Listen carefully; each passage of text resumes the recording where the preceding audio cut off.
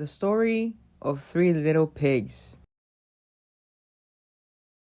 Once upon a time, there was an old soul with 3 little pigs, and as she had not enough to keep them, she sent them out to seek their fortune.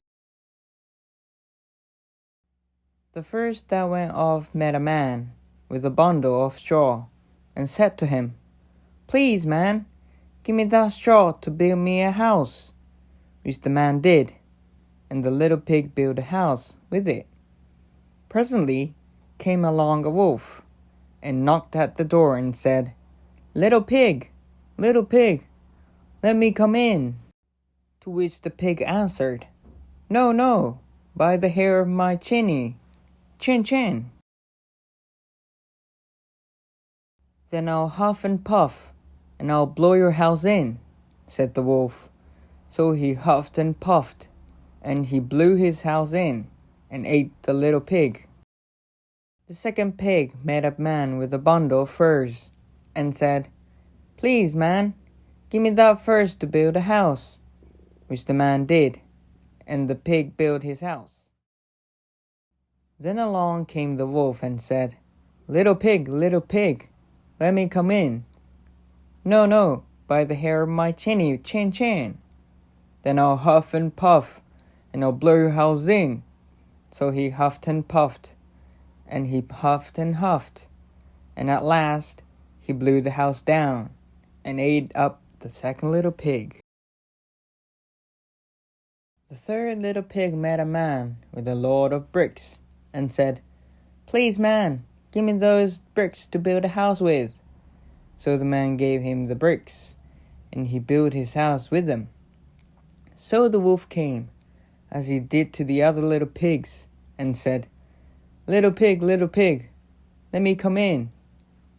"No, no, by the hair of my chinny, chin. Then I'll puff and huff, and I'll blow your house in." Well, he huffed and he puffed, and he huffed and he puffed, and he puffed and he huffed, but he could not get the house down. When he found that he could not, with all his huffing and puffing, blowing the house down, he said, "Little pig, I know where there's a nice field of turnips." "Where?" said the little pig. "Oh, in Mr. Smith's home field. And if you will be ready tomorrow morning, I will call for you, and we'll go together and get some for dinner." "Very well," said the little pig. "I'll be ready.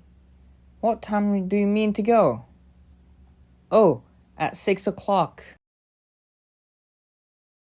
Well, the little pig got up at 5 and got the turnips, and was home again before 6. When the wolf came, he said, "Little pig, are you ready?" "Ready," said the little pig. "I've been and come back again, and got a nice pot full of dinner." The wolf felt very angry at this, but thought that he would be up to the little pig somehow or other. So he said, "Little pig, I know where there is a nice apple tree." "Where?" said the pig. "Down at Mary's garden," replied the wolf. "And if you will not deceive me, I will come for you at 5 o'clock tomorrow, and we'll go together and get some apples." Well, the little pig woke up at 4 the next morning, and bustled up and went off for the apples, hoping to get back before the wolf came, but he had farther to go and had to climb the tree, so that just as he was coming down from it, he saw the wolf coming, which, as you may suppose, frightened him very much.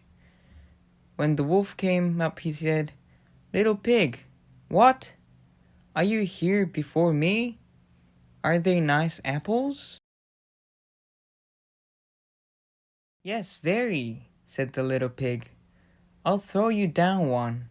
And he threw it so far that while the wolf was gone to pick it up, the little pig jumped down and ran home.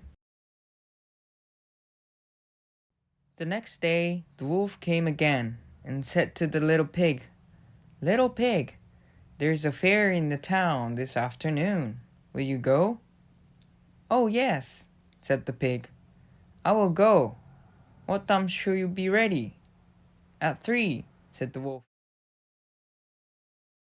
So the little pig went off before the time, as usual, and got to the fair, and bought a butter churn, and was on his way home with it when he saw the wolf coming.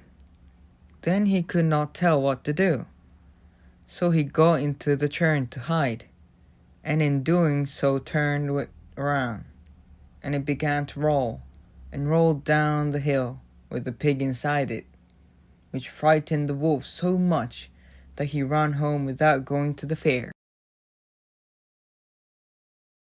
He went to the little pig's house and told him how frightened he had been by a great round thing which came down the hill past him. Then the little pig said, "Ha! I frightened you, did I? I had been to the fair and bought a butter churn, and when I saw you, I got into it and rolled down the hill." Then the wolf was very angry indeed, and declared he would eat up the little pig, and that he would get down the chimney after him.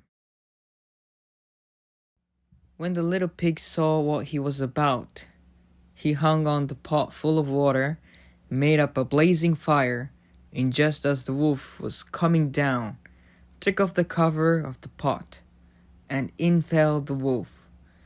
And the little pig put on the cover again, in an instant, boiled him up, and ate him for supper, and lived happily ever after.